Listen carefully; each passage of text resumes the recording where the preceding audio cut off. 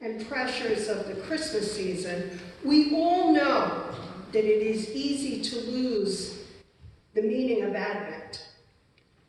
Among the many things that Advent reminds us of, Advent reminds us that Jesus comes to us as the Prince of Peace. And the question we ask when we hear that is, well, what is it? What is this peace that Jesus brings to us? Now, I'm sure I speak for everyone here. There are times that have been in my life when the Christmas season was so filled with things to do and the pressure to meet the expectations of family and friends or to keep traditions alive. Maybe it was that perfect house decoration. Maybe it was the perfect Christmas tree, or the perfect gifts, or the dinners had to be perfect, and the table had to be set just so. Maybe it was my striving to make perfect memories for my kids. And when that happened, I felt anything but peaceful. And many times I just found myself trying to keep the peace rather than live in the peace that Christ offers us. And many times it was not only external pressures that caused me to lose peace, but it was my own self-imposed expectations and stuff. Now, if we look up the word peace in the English dictionary, we get a picture of this passive understanding of a showing of an absence of civil disturbances or hostilities, or we think of it as a personality that's free from internal and external strife. So as we gather this morning, I want you to just take a moment and think about what peace brings to your mind.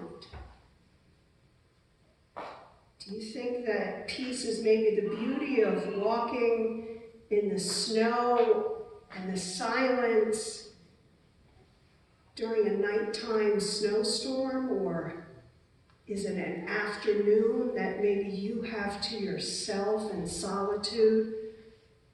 Or maybe peace means to you a weekend at the beach. But just take a moment and think about what peace looks like in your life.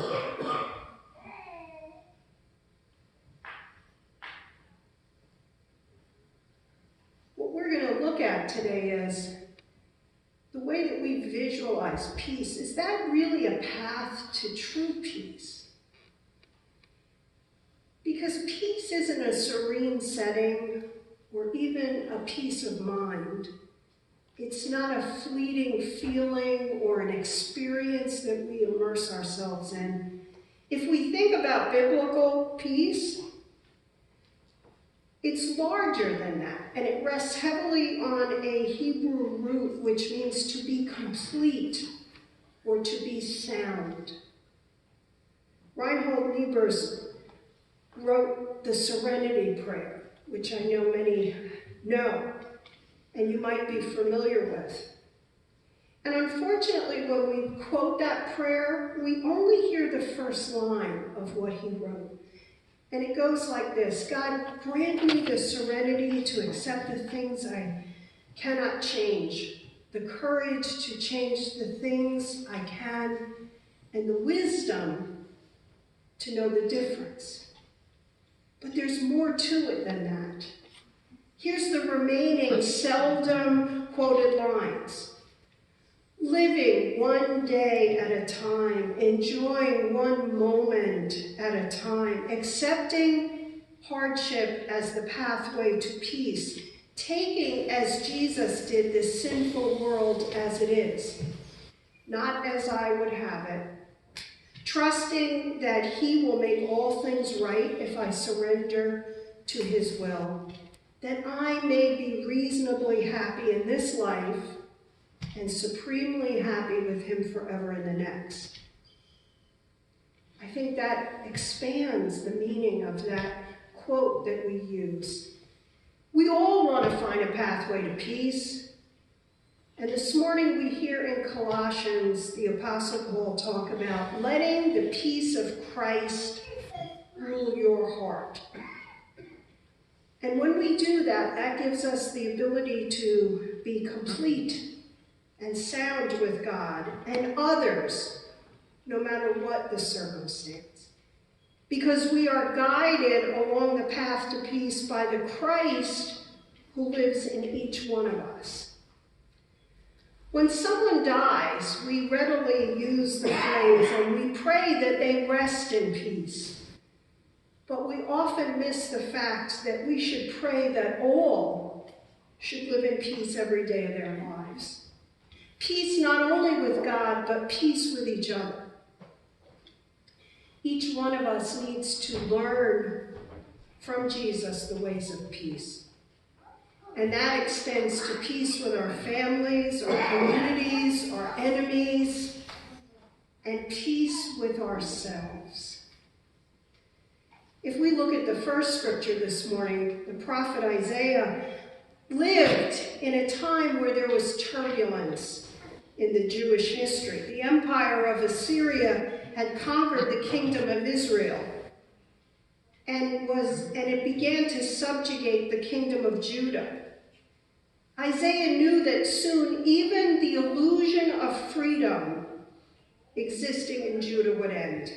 That Judah would soon fall and be decimated. But Isaiah knew that that was not the end of the story. Isaiah believed as much in the hope of a peaceful future as he did in the coming fire that he talks about.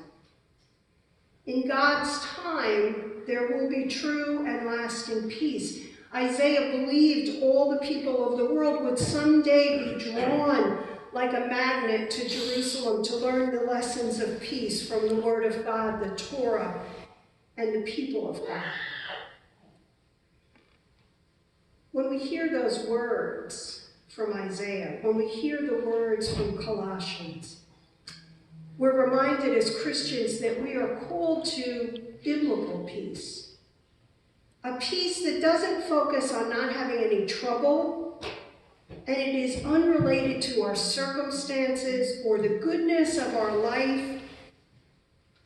It is not touched by what happens outside. Because each one of us can be in the midst of great trials and still have biblical peace. But finding that peace isn't easy, because it's easily stolen from us. It only takes a simple glance at the world news, or maybe the mounting list of things that you have to do.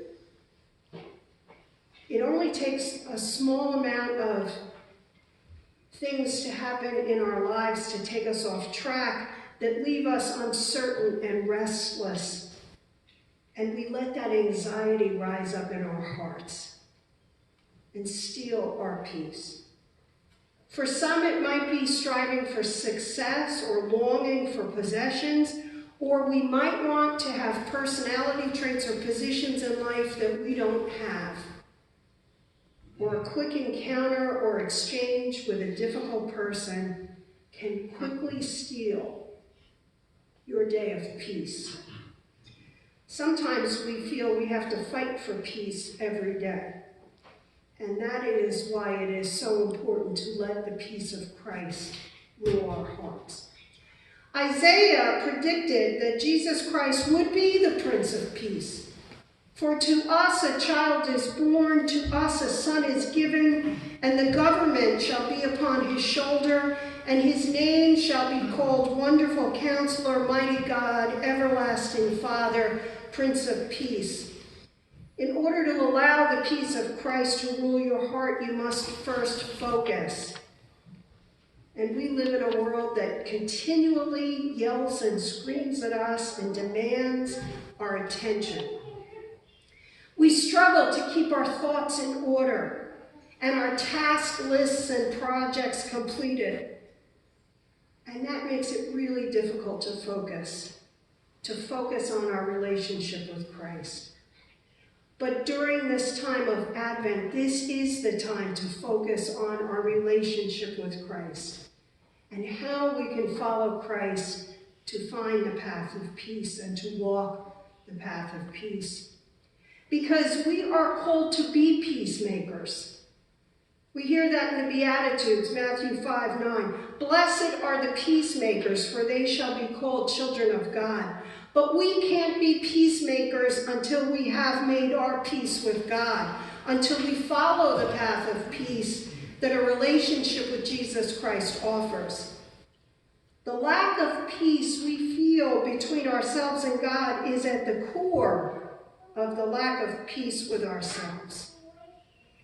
So this morning, we talk an awful lot about peace. Think about where you are with peace in your life. And think about what it would be like this Advent if you accepted the call to follow the steps of Jesus in making peace. You're here in worship and in prayer and in study and in service to invite Jesus Christ to teach you peace in your life, peace with yourself, peace with your family, peace in your community. And once you start to embrace that gift and that peace in your life that Jesus offers you, then you can think about how you can teach peace to the next person, how you can point to Christ as the Prince of Peace in your life. So today and this week, focus on peace. Focus on Jesus. Amen. Amen.